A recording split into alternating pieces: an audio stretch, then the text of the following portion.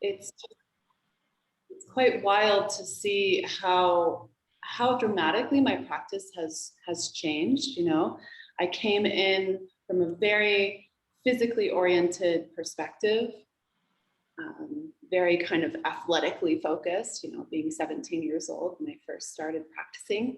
And over the years, it's just become more and more subtle and more opening to the benefits of the meditative side of the practice, and understanding on an energetic level how what's going on really without our awareness, bringing to it, but then also how bringing awareness to what's happening on a subtle energetic level, how that can really kind of amplify our ability to connect with ourselves and really each other. So there are many definitions of yoga.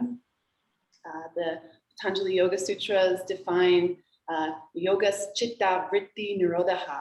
Yoga is the cessation of the mind fluctuations, so the calming of the mind movements. In the Bhagavad Gita, yoga is defined as skillful action, which you could say that calming the fluctuations of the mind. If you are human, then you know the mind moves a lot. So that is quite a skillful action to be able to do that.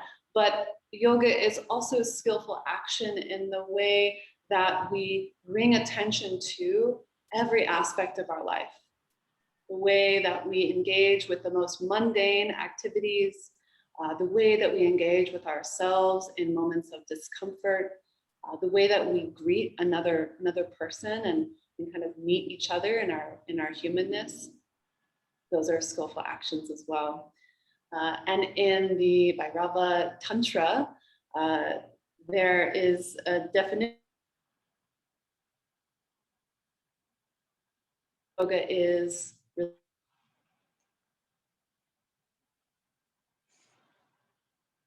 who are living in the world that we're living in, right? We know how not only essential relationship is for our well-being, but also how enriching it can be, right? When we develop these deep connections with other people and deep connection with ourselves, then it just makes life that much richer. So these are a few definitions of yoga.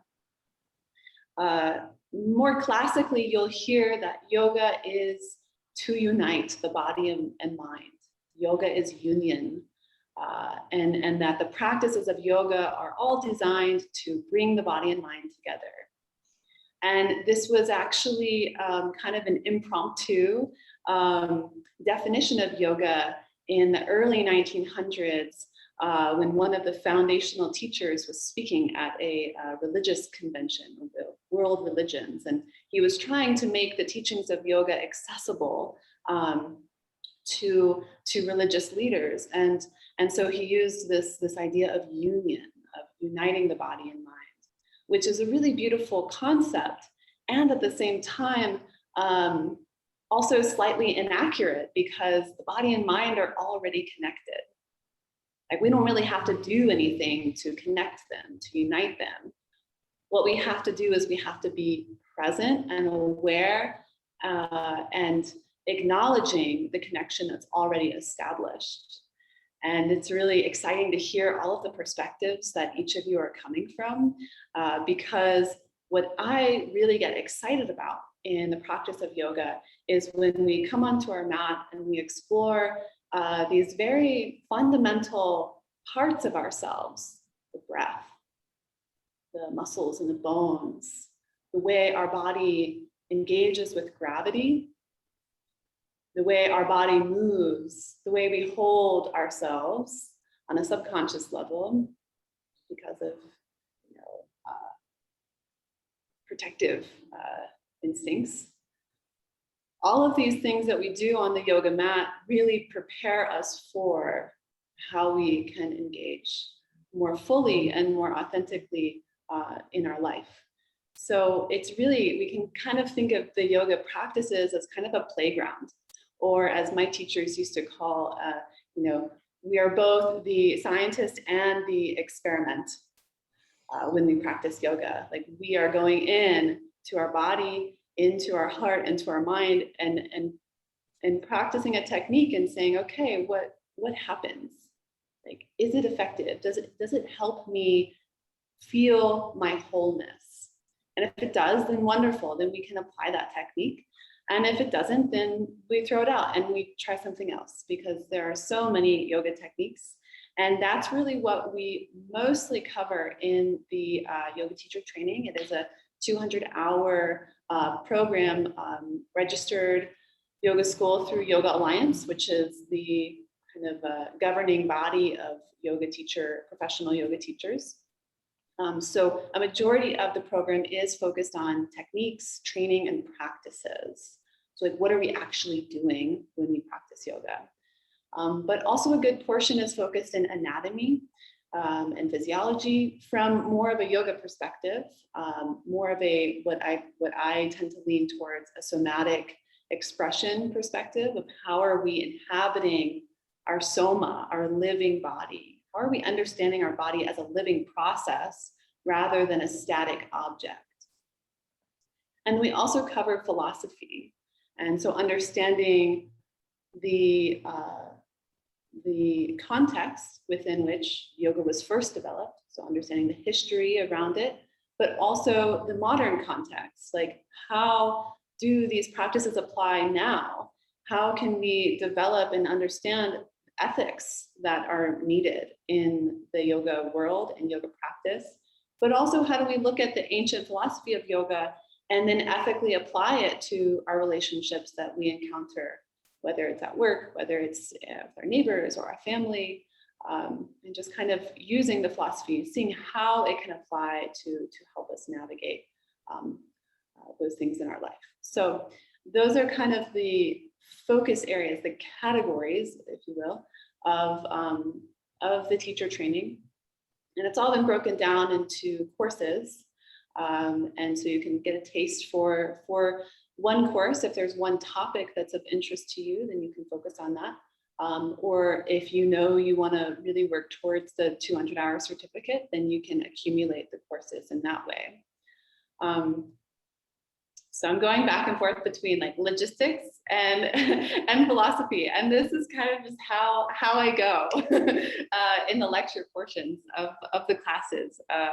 Is really trying to help us all individually kind of land and arrive, and then also integrate. You know, like I know that I love yoga and it makes me feel good, and really this question that I hear is like, how do I help others? Because I think when we come into the practice of yoga, when we really start to feel a pull towards it, and that was initially my first pull too. I knew immediately I wanted to teach. And the only reason is because I was amazed by how someone's words from the back of the room telling me how to move little parts in my leg or my arm, how someone's words could help me to find that wholeness within myself. I was immediately just awestruck at that capacity. And so I just, dove into my practice, but from this place of I want to help others feel that same wholeness, or that same, it's really indescribable, that feeling of yoga, right? Because it really is a state. It's not so much a thing that we do, but it's a way of being.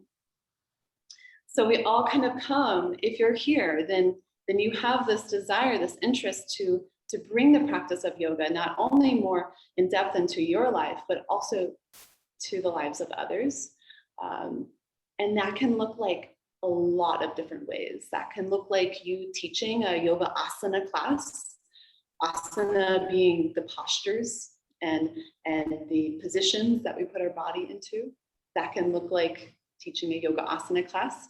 It can also look like teaching a meditation class, or maybe holding a mindfulness book club, or maybe just being able to be more present with your neighbor who stops you on the street and tells you about how they just had to put their dog down and they just really need someone to listen to them. So there's so many ways to be a yoga teacher.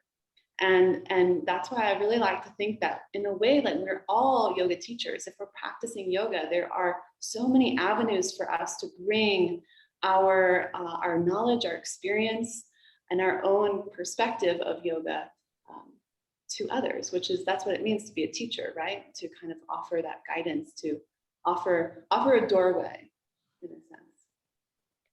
So we're going to go ahead and just dive right into a practice.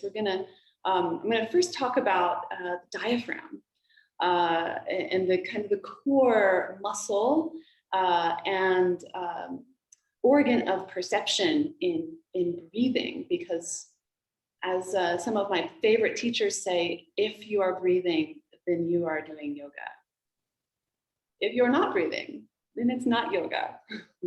You can be holding the most perfect shape in the world, but if you're not breathing and if your breath is not full and free, then we're not practicing yoga. So this is pretty foundational here, working with the breath.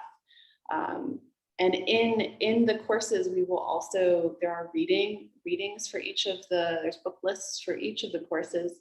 And so if you know you want to just dive right in, I would suggest the breathing book by Donna Farhi, because this will start to explore the most fundamental aspect of yoga, which is the breath. So I'd like to talk about the diaphragm. Does anyone here know about the diaphragm? Can anyone tell me what the diaphragm is? Samantha? Or Juliana? The diaphragm, so it's located just under, like not quite completely under the ribs. So our ribs have this cage feel like this, and the ribs shouldn't flare out, so they kind of go in. So it's a very enclosed space, and your heart's in the center, and then your two lungs, and underneath that, that's where the diaphragm is. And that's actually where, with the connection, if you start to cough or if you get hiccups, that's why you get that spasm, because of where it's located. And that's actually, it's kind of around where, if you were doing a Heimlich maneuver, it's kind of near there. So, and if you do get hiccups actually, or if it is spasming, you can find it, and you can just very gently press, try and relax your belly, and just relax it, because it's just spasming. That's all it's doing. So and it does control, and that's why you get like stomach cramps, or if you're like breathing irregularly, because it's spasming and it's not being the way it should. Thank you, Juliana. Yeah. There's a lot that sound like, thank you for going through all of that, because the diaphragm, it really holds so much. It is like, just the doorway into so much of what's happening in our body. I really like to call it the bridge. In a lot of ways, it is the bridge. If we were to locate the bridge between the body and mind, it would be the diaphragm. But the body and mind are already connected, so it's a metaphorical bridge. But the diaphragm is a muscle. So it is a muscle. So it's made up of the same fibers as your muscles. And there is a diaphragm that's located, it's called the thoracic abdominal diaphragm. I'm going to go ahead and use my little friend Jazz here to show you where it's located. There is a diaphragm, it's called the thoracic abdominal, because it separates the thoracic cavity and the abdominal cavity. And the diaphragm, it kind of exists right in this space underneath the ribs. And it lives under the lungs. And in a resting position, so the muscle is at rest. Now imagine you're sitting and you're not doing anything with your muscles. That's a resting position. But at a resting position, the diaphragm is up in this dome shape, kind of like an umbrella. And when we inhale, the diaphragm contracts and it presses down and it moves flat. So it moves from this position to this position. And it does this for a few reasons.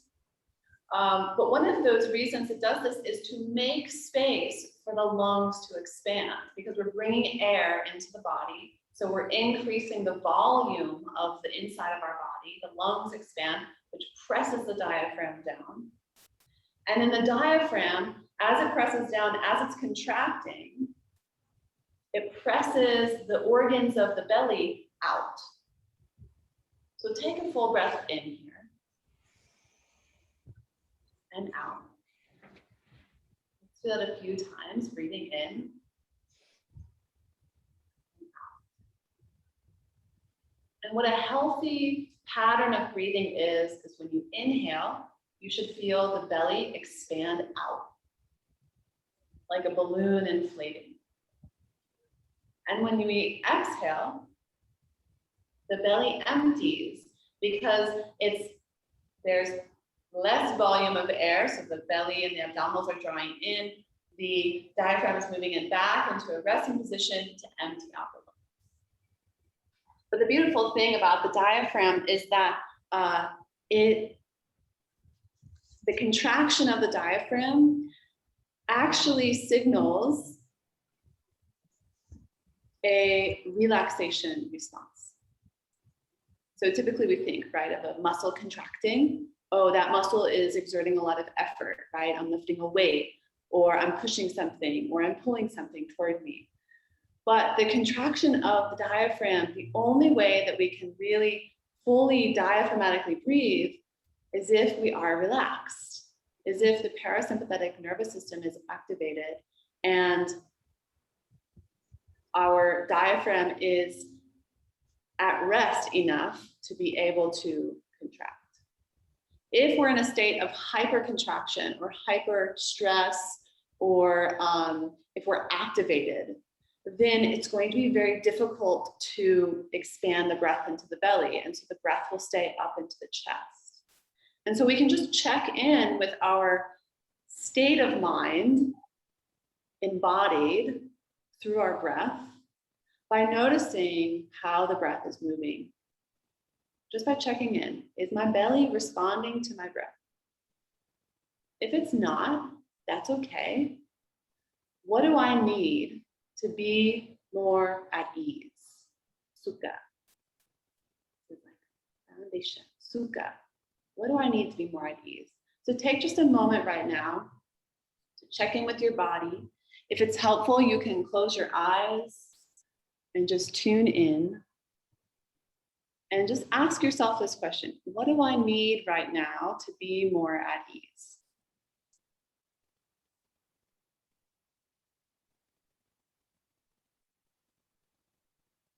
What would make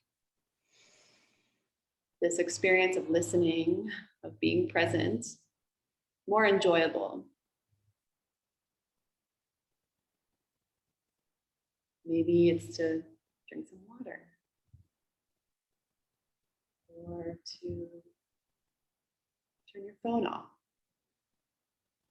or to just mentally say, I don't know what I'm going to make for dinner yet, but I'll get there. It's okay. Or maybe you have to go to the bathroom, right? So another thing about the diaphragm and the nervous system is that if our nervous system is activated in sympathetic, the digestion actually slows down. And so we become unaware that we have these natural impulses to take care of our body when we're in a hyperactive state. We forget we have to go to the bathroom. We forget we have to eat. We forget we have to drink water because we're here. So we're gonna go ahead and come into a reclined position if possible, if you have space. I'll invite you to come into a reclined position on your back, even if you just have a little bit of floor space. This will be perfect, or on a couch or a bed, wherever you are. We're going to come there and we're going to tune into the 3 diaphragms, because we have more than one. We have a thoracic abdominal diaphragm, we have a vocal diaphragm, and we have a pelvic diaphragm. And so these 3 diaphragms, they move together. And that's what we want them to do. You want them to be drawing breath in and offering breath back out, kind of pulsing as one. So let's go ahead and come into reclined position, and I'll show you where we're gonna go.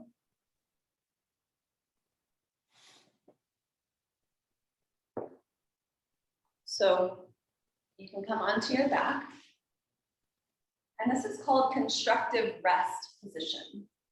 So you'll come onto your back and then bring your feet onto the floor.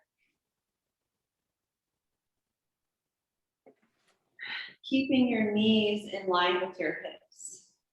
It might be tempting to let the knees fall in, but let's try to keep the knees in line with the hips. And what this does is it keeps the legs in a semi-active state. So it helps the mind to stay alert and attentive to what's happening. I'll also give you a little option here. If you're not comfortable flat on the ground, you can use a blanket and place a little folded blanket under your pelvis. This will create a little bit of an inversion, reversing the blood flow very gently. You can also place a blanket under your head if you need a little bit of a lift for your head. So wherever you choose to come, let's take a few breaths, and we're going to place both hands down on the ground by your side, palms facing down to the earth.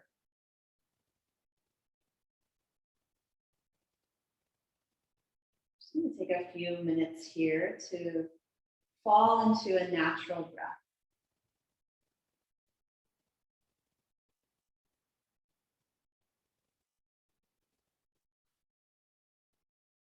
And close your eyes if it's comfortable for you, or you can leave your eyes open and soft.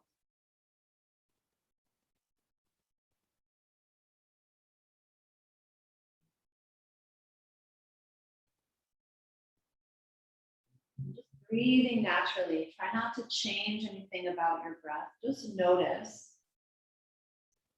how your breath is moving, where your breath is moving.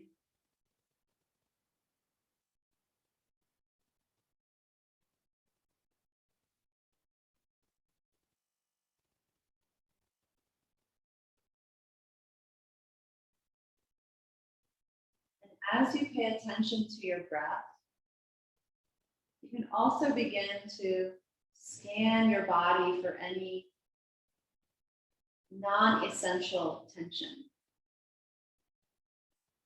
So there's going to be a little bit of tension in your psoas and your hip flexors to keep your knees upright. But a non-essential form of tension would be a clenching of your jaw or a tightening of your forehead and eyebrows.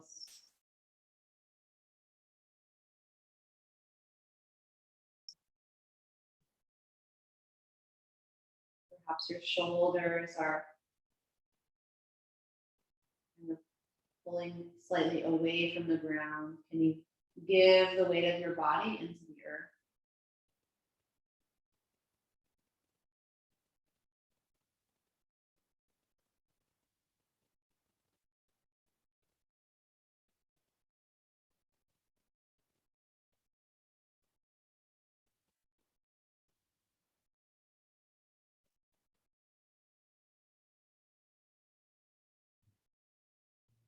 Here we're going to place our hands over the collarbones. So hands just kind of resting on the chest.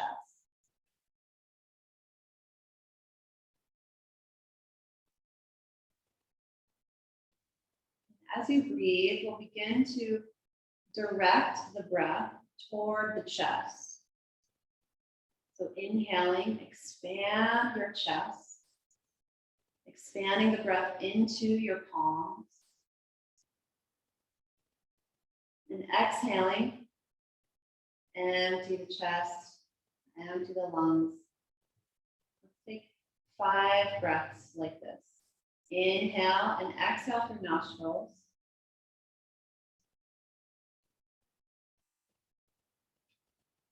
See if you can gently isolate the breath in just your chest.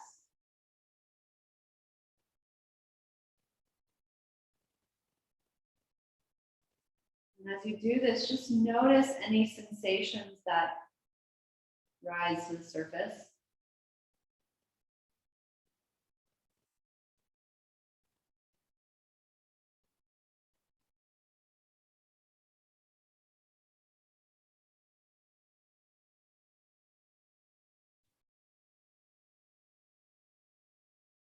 When you're finished with your fifth breath, relax your arms back down by your sides, palms facing up if comfortable. And just let the breath be natural. Noticing how the breath is moving, where the breath is moving.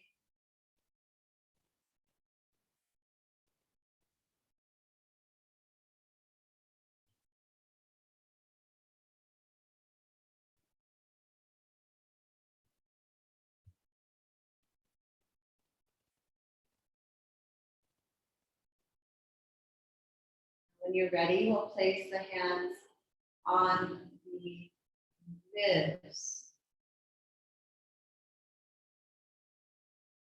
Your hands rest over your ribs, over the space of your thoracic abdominal diaphragm. And here, as you inhale, really work to expand the breath and to expand your ribs out into your hands.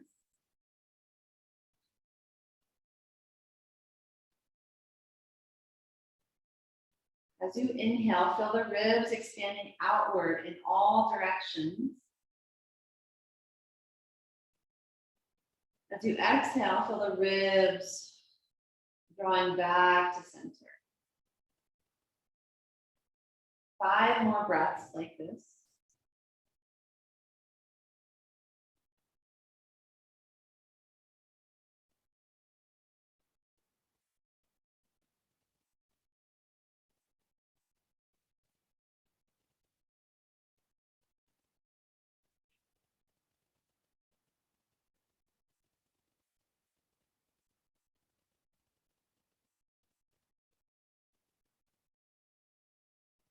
Noticing any sensations that arise.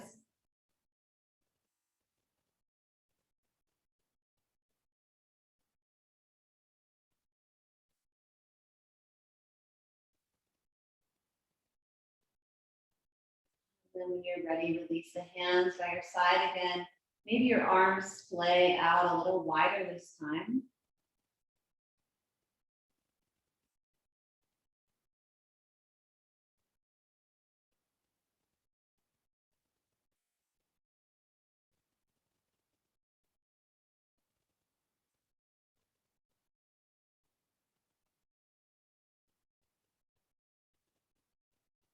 Letting the breath be easy and natural. Just noticing how the breath is moving,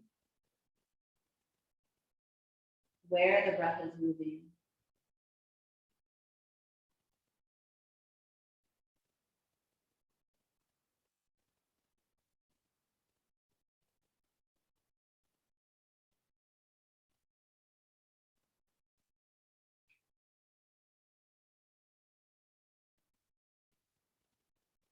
Finally, you can bring your hands down toward your low belly, kind of in the space where your belly meets your pelvis.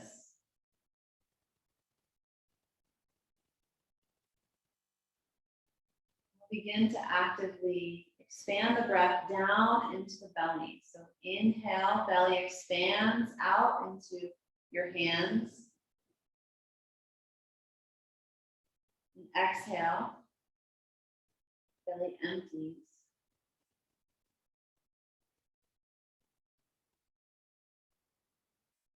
Taking 5 cycles of breath in this way, just noticing what you feel.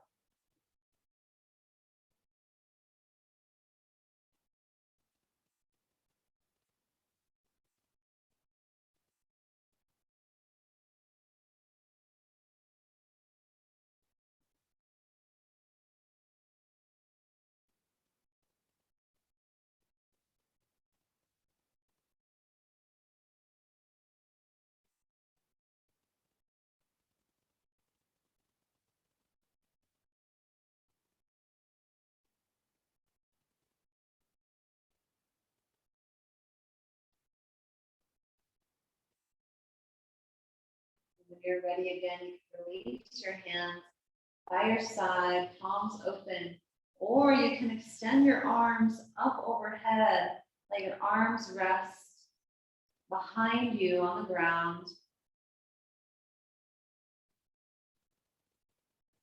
Coming into a place of rest, relaxing all effort and just watching the breath move in and out through nostrils. Imagining the 3 diaphragms, so connecting, whether it's through visualizing the 3 diaphragms, the one in your throat, the one in your thoracic abdomen, the one in your pelvis. You can imagine them visually, you can feel them kinesthetically, these 3 diaphragms. Feel the 3 diaphragms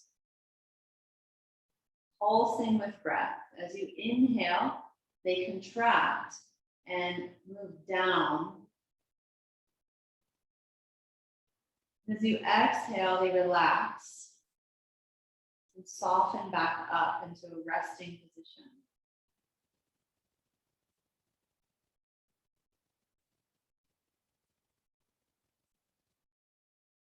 So as we tune into the sensation and the movement of the diaphragms, we'll notice that our most heightened state is at the top of the inhale. When we're full of breath, the whole body becomes heightened, activated, alert, ready to move, ready to go. On the opposite side, the most relaxed state at rest is at the end of the exhale, when your body is completely empty.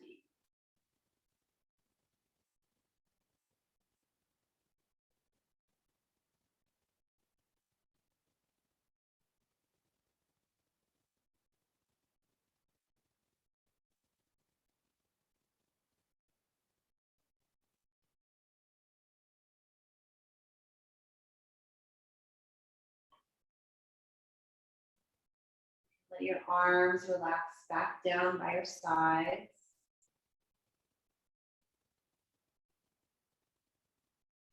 Let your breath move free.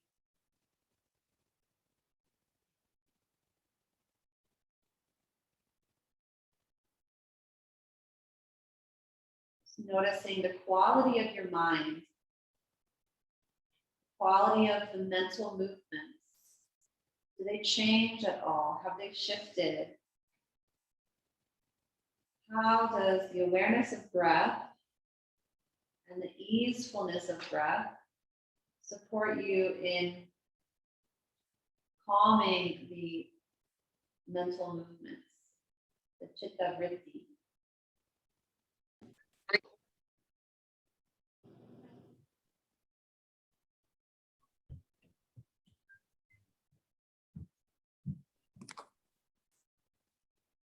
And then when you're ready, you can place your hands maybe on your body somewhere. One hand over heart, one hand over belly. Noticing another perspective on the breath, how it's moving, where it's moving.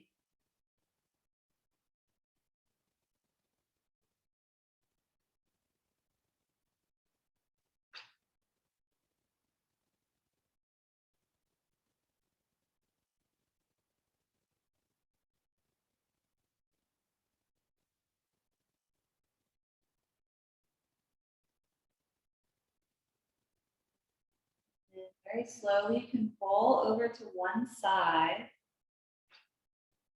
We'll find our way up. Use as little effort as possible to come up. Head comes last.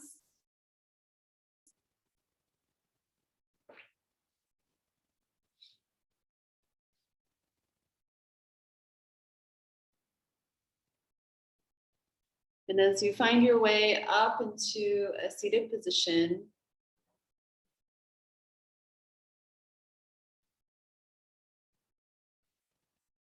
We will close here with a mantra. The practice of mantra yoga is probably one of the most effective ways to tone and train the diaphragm and the breath. So bringing together the breath and sound and vibration and also meaning.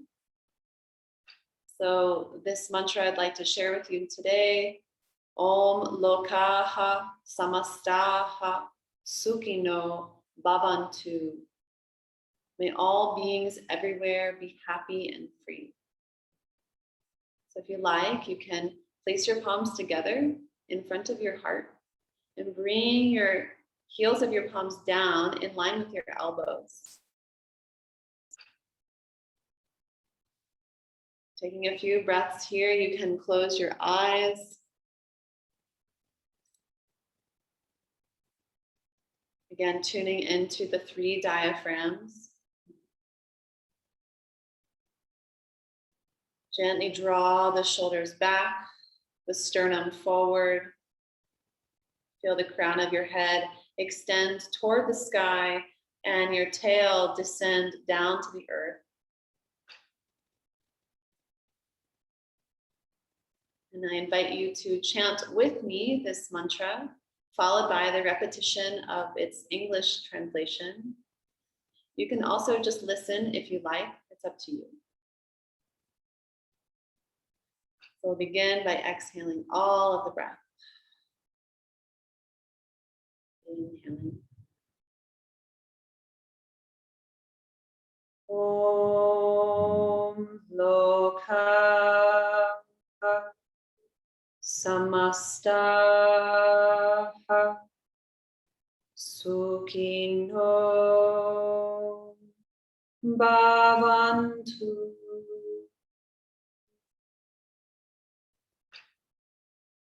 May all beings everywhere be happy and free.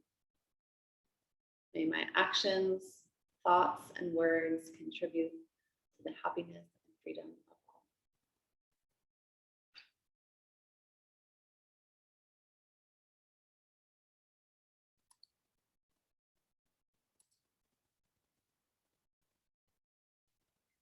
Thank you so much, everybody, for participating, for being here.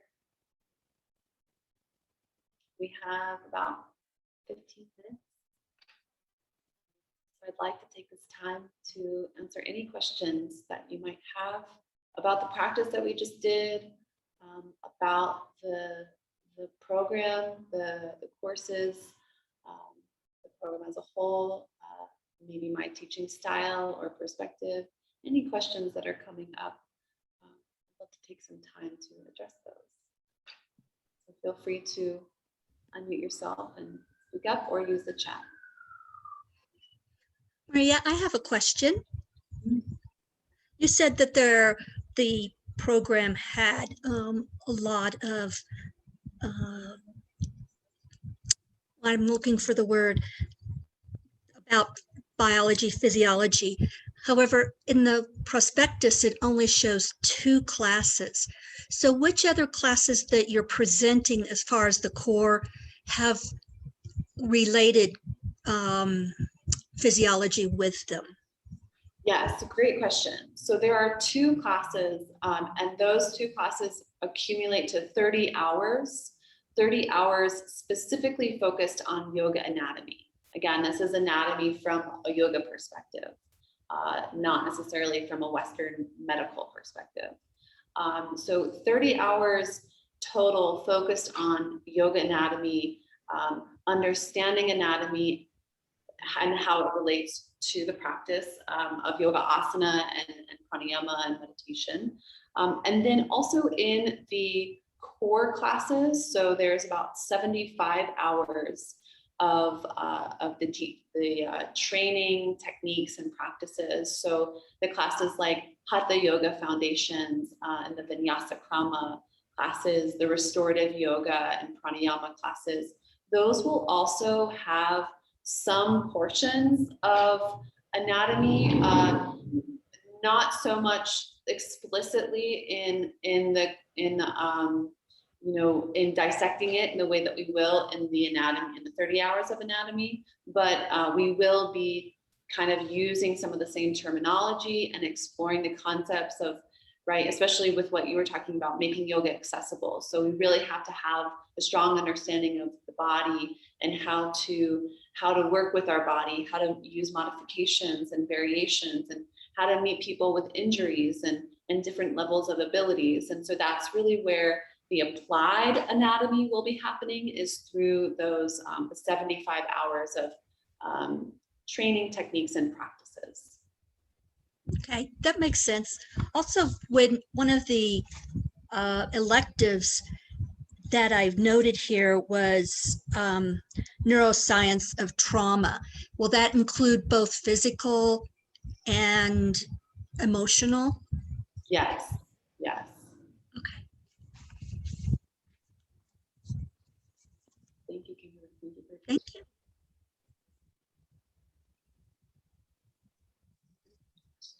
I actually just had a quick question.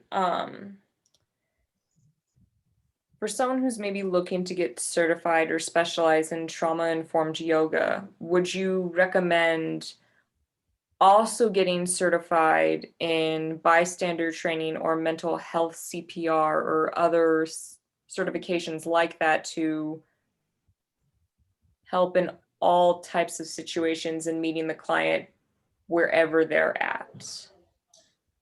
Yes, I am a big advocate for education in general.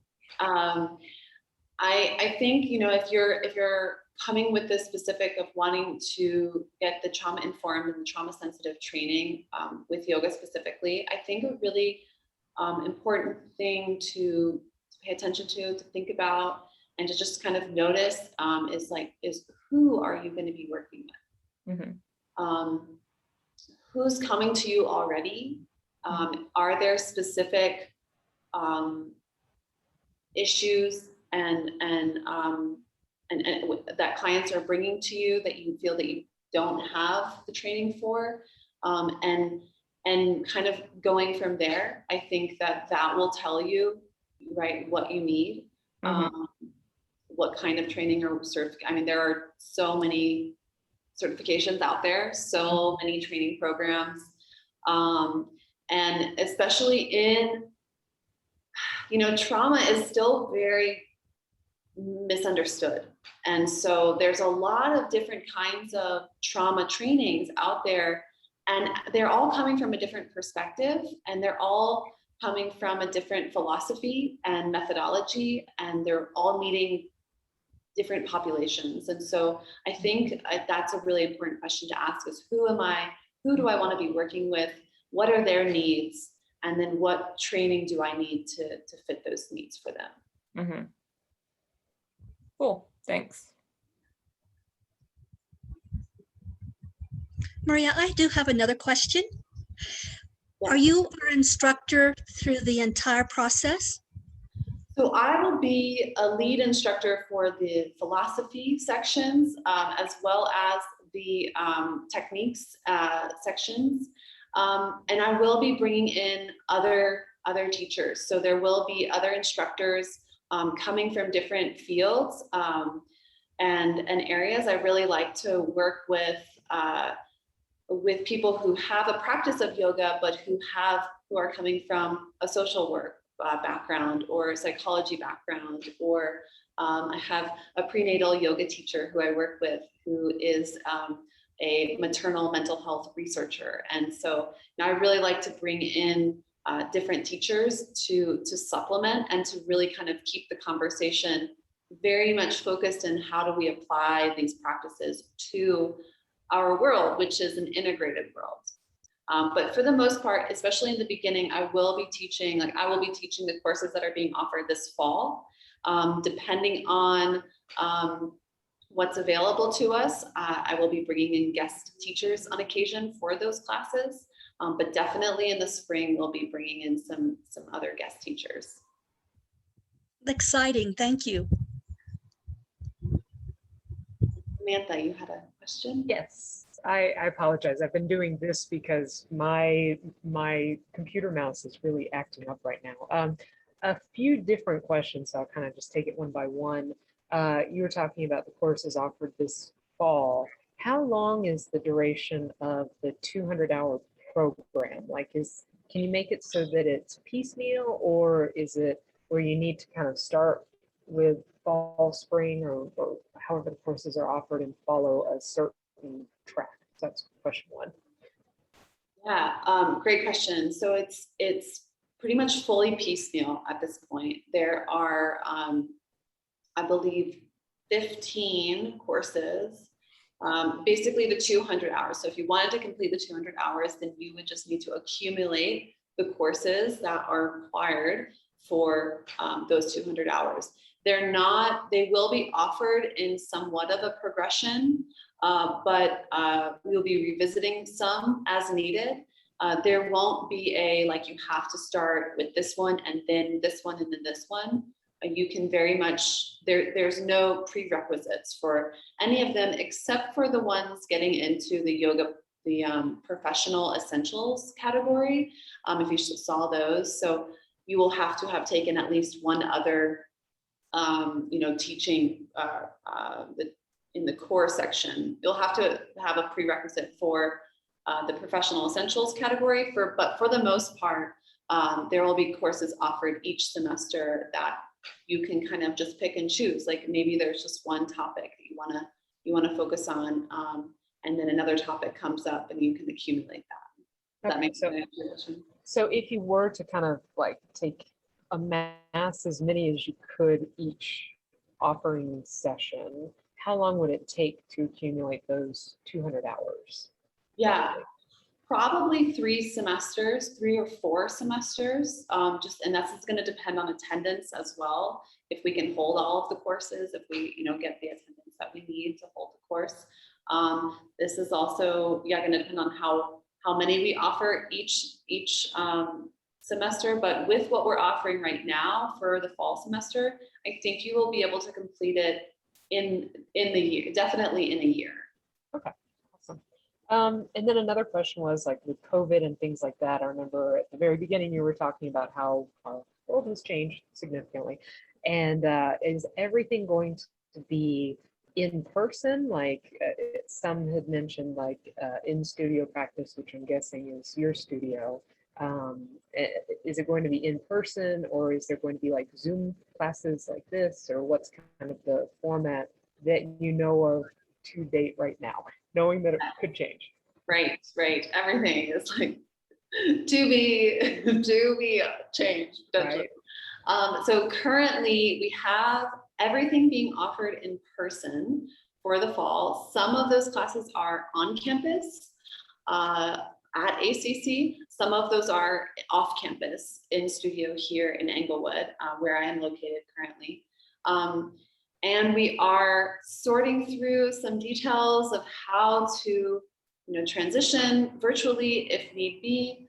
Also to be able to offer that, but presently it's all in person, ready to go online if needed. Currently I'm offering this program online fully. So it's definitely doable. It's just a different experience. And so hopefully we can be in person. Absolutely. And then another one, I was looking through the electives, and there are quite a few very tantalizing offerings right there. And how many electives would it take? Is it everything that's kind of like when I was looking at it on the left side of the screen is what's required, and then what's on the right side are where you can piece electives in to get to the 200 hours? Yes. So as it's listed right now, everything that's required will bring you to 185 hours. And so you will need one elective to then complete the 200 hour. Now, as Yoga Alliance is organized right now, you need to have continuing education credits if you were to be certified and then registered as a yoga teacher. And so all those elective courses are also continuing education courses. So if you wanted to, you could accumulate some additional hours to kind of bolster your continuing education units in the beginning, or you could wait in the future to do those as well. But just to meet the 200-hour qualification, it will be just one elective.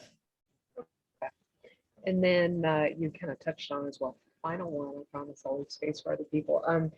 But when it comes to certification, what does it mean? And this is my own ignorance, but what does it mean to be a 200-hour certified yoga leader?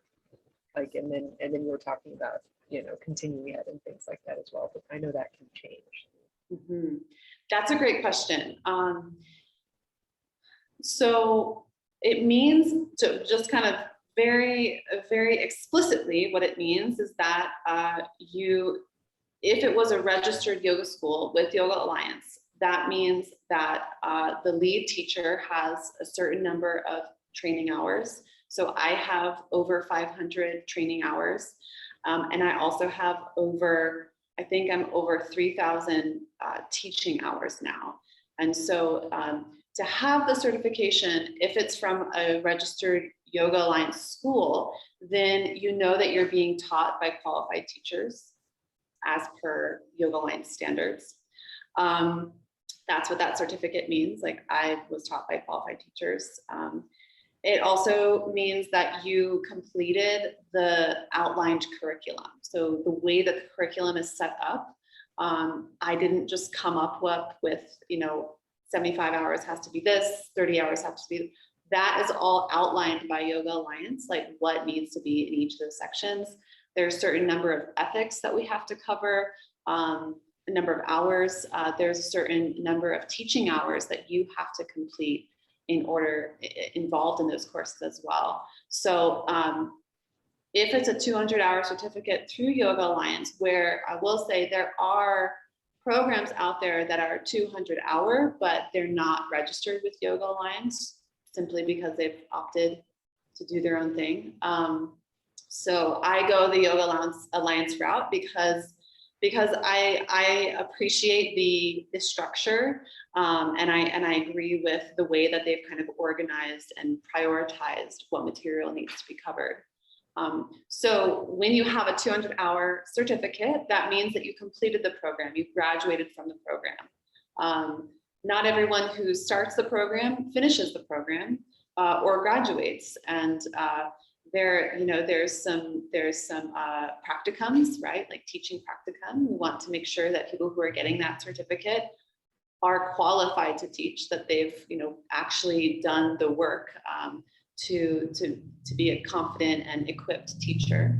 But each school is different, and so that's another reason I'm bringing this program to ACC, is to try to bring a little bit more of the academic structure and qualifications to the program. But once you have that 200-hour certificate, you can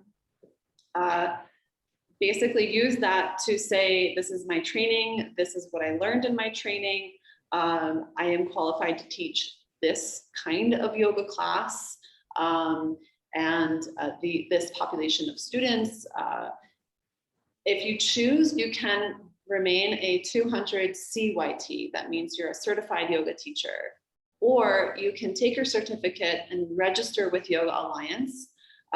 It's a yearly membership fee where you kind of get some benefits from being associated with Yoga Alliance. And then you would be a registered yoga teacher, so a 200 RYT. Not everyone chooses to register, depending on how frequently you're going to be teaching and where you're going to be teaching. Some spaces want to know that you're registered, but for the most part, people really kind of appreciate the certificate for what it is. Right, thank you.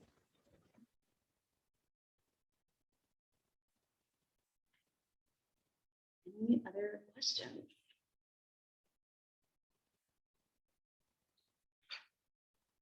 Well, we are just a couple minutes past 6 o'clock, so Yeah, You Amber. did well. You did really well. I mean, we got a yoga practice in, we got questions answered, we got information. That's great.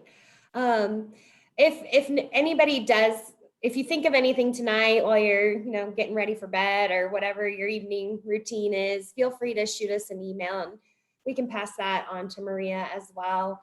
We're really excited to be partnering to offer this program at ACC, and I think that we have real good potential to grow this program and continue to offer more sections. So like Samantha, you had asked, I mean, if we can really grow this program, it's possible that we could be running multiple classes at the same time with additional teachers, which means you wouldn't necessarily have to wait again until next year to take that class, because we'd be offering it in the spring and we could try to do it in a different order.